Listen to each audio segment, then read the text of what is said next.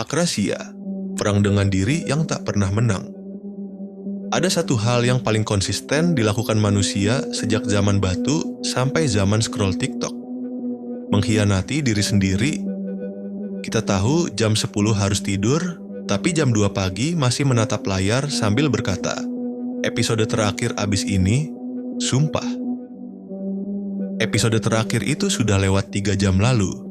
Kita tahu kopi susu tiap hari bikin dompet bocor, tapi tetap aja nggak absen beli. Alasannya, biar mood positif. Kita tahu toxic relationship itu menyiksa, tapi kita tetap kembali dengan alasan dia nggak ada yang lain selain aku. Inilah fenomena kuno yang sudah didiagnosis Aristoteles sejak 2300 tahun lalu. Akrasia, knowing the good but doing the opposite. Manusia itu bukan salah jalan, manusia itu sengaja belok. Aristoteles pernah membagi manusia jadi 4 jenis. Sofron, jiwa stabil, gak tergoda hal-hal buruk, literally manusia unicorn. Enkrates, tergoda, tapi menang melawan godaan. Ini manusia yang rajin update e-wallet tapi gak belanja. Akrates, tahu mana yang baik, ingin melakukan kebaikan, tapi kalah sama dorongan jangka pendek. Akolastos, bahkan gak peduli lagi mana bener salah. Orang yang hidupnya, ya udahlah. Kebanyakan dari kita yang nonton video ini, yang bikin video ini, yang tercatat di sejarah manusia, semua Akrates. Aristoteles bilang, yang bikin manusia gagal bukan kurang ilmu, bukan kurang nasihat, bahkan bukan kurang iman. Yang bikin manusia gagal adalah nafsu yang lebih cepat daripada logika.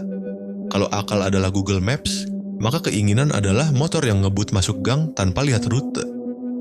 Psikologi kontemporer datang dan bilang, bro, manusia itu bukan makhluk rasional, jangan sok filosofis, kita tuh hewan impulsif yang kadang mikir. Roy Baumeister bilang willpower itu energi, bukan karakter. Kalau energinya habis, kamu jadi goblok sesaat. Makanya kamu bisa bilang jam 7 pagi, aku akan hidup sehat. Lalu jam 8 malam, kamu sudah makan gorengan 4 dan boba 2. Kita ini bukan lemah, kita cuma kehabisan baterai. Menurut neuroscience, tubuh kita hosting 2 otak yang saling bermusuhan. 1. Prefrontal cortex, otak masa depan, yang ingin kamu sehat, kaya, bahagia, sukses, dan punya hidup stabil. 2. Limbic system, otak zaman purba, yang cuma mau makanan, kesenangan cepat, menghindari sakit, dan dopamin. Akrasia terjadi ketika otak masa depan kalah dari otak purba. Ironisnya, otak purba itu jauh lebih tua, lebih cepat, lebih kuat. PFC itu masih junior intern, jadi kalau kamu kalah, it's not your fault. Kamu cuma dikalahkan dinosaurus yang tinggal di kepala sendiri. Akrasia bukan penyakit generasi TikTok saja. Para tokoh besar juga kejebak akrasia. Newton, otak di balik kalkulus dan gravitasi, tak bisa nahan egonya saat main saham South Sea Company. Dia tahu itu bubble, tapi dia sendiri kejebak FOMO.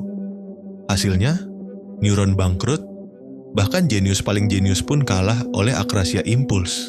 Victor Hugo, penulis jenius, saat harus menyelesaikan novel, menyuruh pelayan ambil semua pakaiannya. Sehingga ia tidak bisa keluar rumah. Kenapa? Karena dia tahu dirinya akan kabur ke pesta, kafe, dan drama Paris. Akhirnya, nulis novelnya nggak kelar-kelar. Itu cara Hugo mengakali akrasinya. Mozart tahu dia miskin, keluarganya butuh stabilitas, tapi keuangannya kacau akibat keborosannya.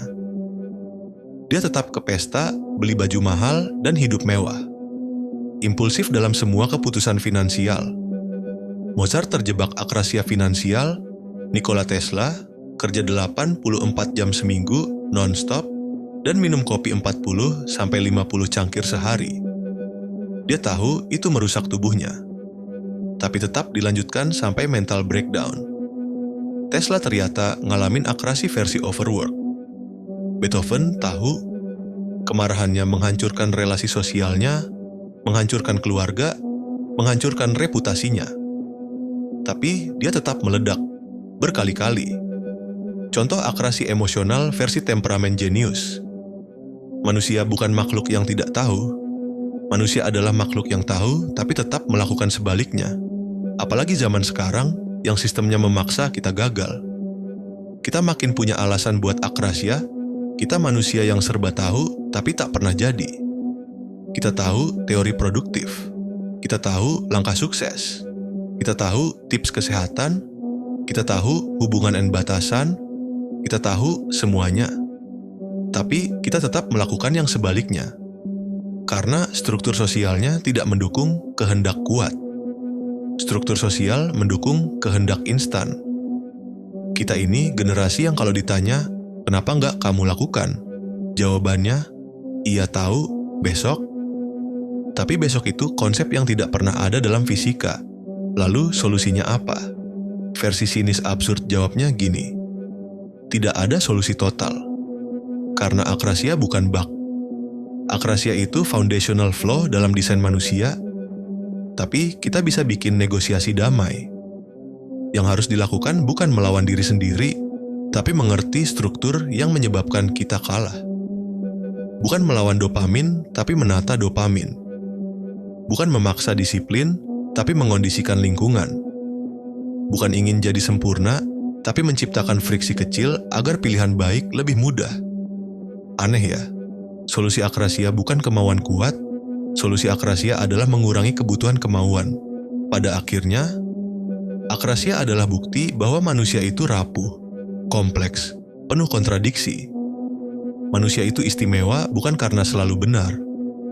Manusia istimewa karena tetap mencoba, meski tahu dirinya akan jatuh lagi. Dan itu mungkin satu-satunya kemenangan kecil yang kita punya. Dan kalau kita jujur sedikit lagi, akrasia ini bukan cuma soal kebiasaan kecil yang kita tahu harus diubah. Akrasia itu arsitektur batin yang lebih dalam daripada sekadar kamu malas, kamu kurang niat, atau kamu kurang disiplin. Akrasia adalah ketidaksamaan antara diri yang membayangkan dan diri yang merasakan. Diri yang merencanakan dan diri yang menjalani. Diri yang ingin berubah dan diri yang ingin bertahan. Sebagian dari kita bahkan hidup bertahun-tahun dalam dua realitas. Hidup yang kita pikir akan kita jalani, dan hidup yang benar-benar kita jalani. Dan gap itu, jurang kecil itu, itulah tempat akrasia tinggal. Dan kalau kita jujur sedikit lagi, akrasia ini bukan cuma soal kebiasaan kecil yang kita tahu harus diubah. Akrasia itu arsitektur batin yang lebih dalam daripada sekadar kamu malas, kamu kurang niat, atau kamu kurang disiplin. Akrasia adalah ketidaksamaan antara diri yang membayangkan dan diri yang merasakan. Diri yang merencanakan dan diri yang menjalani. Diri yang ingin berubah dan diri yang ingin bertahan. Sebagian dari kita bahkan hidup bertahun-tahun dalam dua realitas. Hidup yang kita pikir akan kita jalani, dan hidup yang benar-benar kita jalani. Dan gap itu, jurang kecil itu, itulah tempat akrasia tinggal. Ada penelitian menarik dari George Ainsley tentang intertemporal conflict. Ia bilang, keputusan buruk bukan karena kita bodoh atau lemah, tapi karena waktu itu melengkung. Contoh sederhana, jam 9 pagi, kue itu jangan dimakan. Jam 9 malam, kue itu makanan halal yang diciptakan Tuhan. Kita pakai logika berbeda di waktu berbeda. Identitas berubah tergantung mood, lelah, konteks. Ainsley menyebutnya the divided self, diri yang terpecah-pecah. Kita bukan satu orang. Kita serangkaian versi diri yang muncul dan menghilang setiap jam. Tidak heran akrasia tak pernah selesai. Karena kita bukan bertarung dengan satu musuh, tapi ribuan versi diri sendiri. Ada satu hal pahit yang jarang orang mau akui. Motivasi bukan solusi akrasia. Motivasi justru bagian dari masalahnya. Motivasi itu memompa emosi, bukan struktur. Emosi naik sebentar, habis itu hilang. Makanya kita bisa terinspirasi jam 8 pagi, menyerah jam 2 siang. Kita konsumsi konten inspiratif bukan untuk berubah, tapi untuk merasa seperti orang yang akan berubah. Beda tipis, tapi efeknya besar. Dan selama motivasi jadi bahan bakar utama, akrasia tetap menang. Karena motivasi itu kembang api. Indah keras, sebentar, lalu gelap. Dalam filsafat eksistensial, Kierkegaard pernah menulis, "Despair is when the self refuses to be itself." Keputusasaan adalah ketika diri menolak menjadi diri yang ia tahu ia bisa jadi. Akrasia itu bentuk mini dari keputusasaan. Setiap kali kita tahu apa yang benar, tapi tetap memilih yang salah. Kita sedang mengatakan, aku lebih memilih versi diriku yang buruk, karena itu yang lebih mudah. Pelan-pelan, tanpa sadar, itulah yang membentuk identitas. Karena identitas bukan dibangun dari cita-cita, tapi dari keputusan-keputusan kecil yang kita ulang tiap hari. Kadang kita tidak melakukan hal baik bukan karena kita impulsif, tapi karena kita takut jadi versi diri yang lebih baik. Kenapa? Karena versi lebih baik berarti tanggung jawab lebih besar, ekspektasi lebih tinggi, risiko gagal lebih nyata. Akrates sering memilih nyaman karena menang versi baik itu menakutkan. Ada orang yang bilang ingin hidup rapi, tapi ketika mau mulai, dia sabotasikan sendiri. Kenapa? Karena kalau hidupnya rapi, dia tak bisa lagi menyalahkan kaos. Kaos itu alasan. Dan alasan itu nyaman. Akrasia kadang bukan kelemahan. Akrasia adalah mekanisme bertahan hidup yang salah arah. Mirip kutipan Dostoyevsky. Manusia lebih suka hidup dalam kebohongan yang nyaman daripada kebenaran yang menyakitkan. Akrasia adalah kebohongan yang kita biarkan hidup. Kita tahu jalan lurus itu ada, tapi kita selalu belok ke kanan karena ada lampu neon instan yang lebih terang di sana. Kita tidak gagal melawan diri sendiri, kita gagal menghadapi diri sendiri. Solusi akrasia bukan memperbaiki diri, tapi memahami diri. Karena kamu tidak bisa mengubah sesuatu yang kamu tidak mengerti. Ini langkah simpel mengatasi akrasia. 1. Kebanyakan orang gagal bukan karena tidak mampu, tapi karena pilihan baik terlalu mahal secara mental. Maka dari itu, pilih yang ringan secara mental. Contoh, olahraga, 1 jam terasa berat, ganti jadi 5 menit. Baca buku 1 bab terasa berat, ganti jadi 1 paragraf. Perubahan itu bukan tentang jumlah, tapi tentang kontinuitas. 2. Perlakukan dirimu seperti anak kecil yang keras kepala. Anak kecil tidak berubah dengan dimarahi, ia berubah dengan diarahkan. Kita sering agresif pada diri sendiri, padahal diri kita itu sensitif. Jadi bukan, aku harus disiplin, tapi aku harus menciptakan kondisi di mana disiplin itu otomatis. 3. Bangun jarak antara impuls dan tindakan. Ini prinsip stoik yang sangat relevan. Sebelum kamu melakukan sesuatu, beri jeda 3 detik saja. Impuls itu seperti ombak.